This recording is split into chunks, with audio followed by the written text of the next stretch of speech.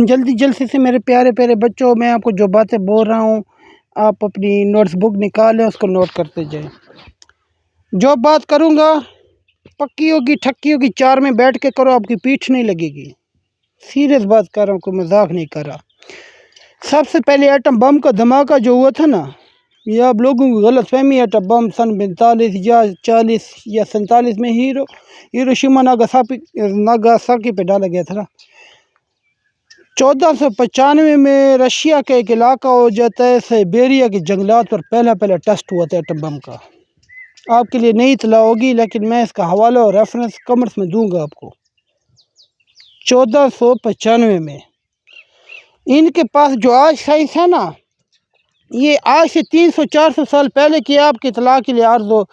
ایک آپ کو ڈیمو دینے کے لیے دا میٹرکس فلم ان کی دیکھ لیں، انہوں نے کچھ اپنے مفادات کے لیے دیے، لیکن ہم نے ان کی چوری پکڑ لی اندر سے، ٹھیک ہے نا میرے بھائی۔ ابھی آپ کو ایک چیز یہ لگی ہوئی ہے، اس چیز پر 1 منٹ ہوتا ہے نا، سیکنڈ ہوتا ہے، منٹ ہوتا ہے، گھنٹہ ہوتا ہے، یہ ٹائم کی لمبائی ہو گئی ہے نا میرے بھائی۔ ایک ہوتی ہے ٹائم کی چوڑائی، آپ نے سنا ہوا ہوگا، نہیں سنا ہوا ہوگا۔ ہمارے جو پچھلے دور کے بزرگ حضرات گزر چکے ہیں نا، انہوں نے جو ہاتھ سے قلمی نسخے لکھے ہیں نا، ابھی انہی کے بقول، انہی کے اسکالر کے بقول، یار ایک کی 60 سال عمر ہے، اگر اس کی 360 سال بھی عمر ہوتی نا، یہ اتنی زیادہ کتابیں تنصیف نہ کر سکتا۔ کیسے لکھی ہیں؟ حضرت علی، مولا علی کرم اللہ وجہہ، اس کا 1 پاؤں رکاب میں ہوتا تھا گھوڑے کی، دوسرے ایسے رکاب میں آتے تھے، پورا قرآن مجید یہ پاک پڑھ لیتے تھے۔ جنہوں نے علامہ جلال الدین سیوطی رحمۃ اللہ علیہ ہو گئے، ابن جوزی رحمۃ اللہ علیہ ہو گیا، جتنے بھی امام ابن تیمیہ رحمۃ اللہ علیہ ہو گئے، جتنے بھی علماء دینوں نے ہماری کتابیں لکھی ہیں، اب ان کی اپنی ریسرچ ہے یار، ان کی زندگیاں 300-400 سال ہوتی، تو یہ قلمی نسخے اس ٹائم یہ کوئی پرنٹ پریس وغیرہ نہیں تھا، یہ پھر لکھ سکتے تھے۔ پھر سرچ کیے، ٹیلی پوٹیشن ہوتا ہے، وہ نکلا ہوا تھا ایک جگہ سے دوسری جگہ ایک دم پہنچ جانا، ٹیلی پولٹیشن کا، وہ بھی ان کا فیل ہو گیا۔ پھر انہوں نے کہا ہمارے کیونکہ کسی بزرگ کا انہوں نے پڑھا، ہم ٹائم کی چوڑائی کو استعمال کرتے تھے، لمبائی کے ساتھ ساتھ نا چوڑائی کو بھی استعمال کرتے تھے۔ اب یہ چوڑائی پر لگے ہوئے ہیں، کیونکہ علم اصل جو ہے نا ہمارے بزرگوں کے پاس تھا، ان کے پاس تو ہے نہیں بھائی۔ ہم ٹائم کی چوڑائی کو میں سادے لفظوں میں بیان کر دوں، اس کو بولتے ہیں اللہ پاک کی طرف سے برکت ہے۔ میری 6 چھٹانگ، ہر انسان کی 6 چھٹانگ عقل ہوتی ہے، اس میں سمجھ نہیں آئے گی۔ ڈسپرین جتنی گولی ہے، اتنی بڑی کائنات ہے، صرف 3% ہم نے دیکھے، کیونکہ لائٹ جدھر پہنچتی ہے یہ آنکھیں وہ چیز، یا دوربین یا ہبل ٹیلیسکوپ یا جو آج کل نئے انہوں نے بھیجے ہیں وہ دیکھ سکتے ہیں۔ 97% کائنات یونیورس دیکھ نہیں سکے۔ اچھا چلو یہ ہو گیا، یہ کہتے ہیں ملٹی ورس بھی اور ورس بھی ہے، اس میں سے دنیا ڈسپرین کی گولی سے بھی چھوٹی ہے، اس میں سے چھوٹے چھوٹے کیڑے جنہیں انسان 50-60-70 سال کے لیے آتے ہیں۔ آپ بتاؤ یہ کیا علم لے کر آئیں گے، کیا ٹیکنالوجی لے کر آئیں گے؟ ان کے سامنے تو یہ بڑے بڑے ہتھیار، بڑی چیزیں سب لوہے کے پتھرے ہیں نا اس کائنات کے مقابلے میں۔ اس ذرے جتنی دنیا ہے، چھوٹی سی عمر ہے انسانوں کی، اور یہ بھائی جس نے کائنات بنائی ہے، جو ہر چیز کا مالک ہے، اس نے پورا نظام چلایا ہے، وہ ہماری عقلوں میں نہیں ہمارے دل میں آتا ہے۔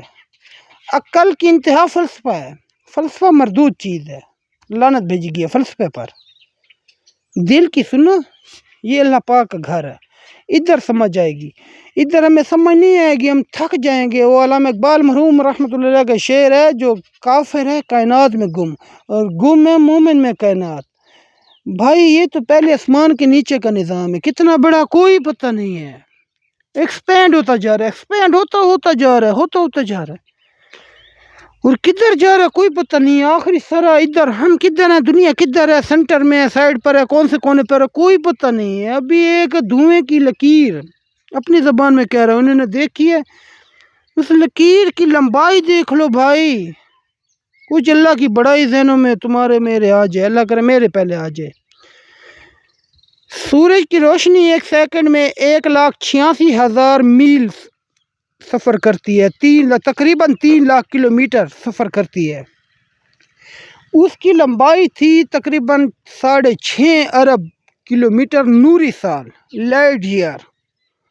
پھر دھوئیں کی پتلی سی لکیر ہے جو انہوں نے پہ ہبل سے، اب ان کا وہ میرے خیال میں گیا، اس کا نام میں بھولا ہوں، ہبل تو ان کا پینشن لے چکا ہے نا۔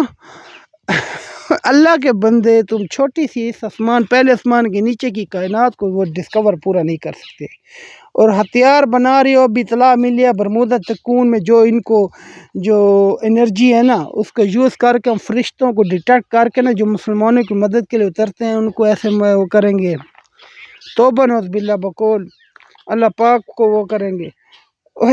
اللہ پاک، ایک عیسائی نے حضرت حسن بصری سے سوال کیا ہے، اللہ پاک کدھر ہے؟ جہت یعنی کہ رخ اللہ پاک کا کدھر ہے؟ اس نے کہا بھائی موم بتی جلاؤ۔ موم بتی اس نے جلائی، موم بتی، میں سرائے کیوں تھوڑا سا لفظ ہے، موم بتی جلائی نا۔ اس نے کہا اس کا شعلہ ہے نا، اس کا رخ کدھر ہے؟ وہ لاجواب ہو گیا۔ آپ جیسے آپ ایسے سمجھ لیں، میں اب مینار پاکستان کا خیال اپنے ذہن میں لاتا ہوں نا، ٹھیک ہے، اب میں اس کے اندر بھی ہوں، باہر بھی ہوں، سائڈ پر بھی ہوں، اس سائڈ پر بھی ہوں، اوپر بھی ہوں، نیچے بھی ہوں۔ بھئی یہ سمجھ لو اللہ پاک کا اتنا مضبوط خیال ہے، یہ سالڈ کائنات کی شکل میں آ گیا ہے۔ یہ مثالیں دے رہا ہوں، کوئی بھی اللہ پاک پر مثال فٹ نہیں بیٹھتی، دھیان کرنا ہے، میری بات کو نہ لینا۔ یہ اس کا کائنات کی کوئی حقیقت نہیں ہے۔ ایک شعلہ لو، گھماؤ گھماؤ گھماؤ، دائرہ نظر آئے گا، اصل میں دائرہ نہیں ہے، دیکھنے والوں کو دائرہ نظر آئے گا، ہے اتنا سا شعلہ ہے، حقیقت اس کی۔ ایسے شیخ سر احمد ہندی مجدد الفسانی کی آپ کتاب اگر پڑھ لیں، بہت فائدہ دے گی۔ وحدت الوجود کے میں طرف نہیں جا رہا، نہ میرا اتنا علم ہے جو میں اس طرف جاؤں، بہت سخت وہ ہے، نہ وحدت الشہود کی جو شاہ ولی اللہ صاحب نے دی ہے، یا شیخ سر احمد ہندی نے، جو ان مسائل میں نہیں جا رہا۔ یہ بتا رہا ہوں ان بیچاروں کو جو چوہے اور مینڈک کے پیشاب پر ٹیسٹ کرنے والے یورپ کے جیل سائنٹسٹ ہیں۔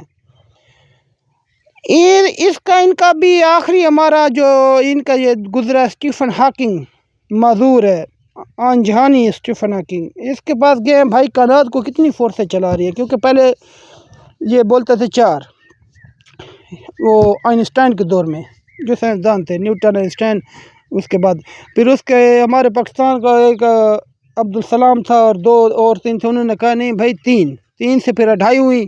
اسٹیفن ہاکنگ نے بولا کائنات کو کتنی فورس سے چلا رہے ہیں؟ اس نے بولا 1۔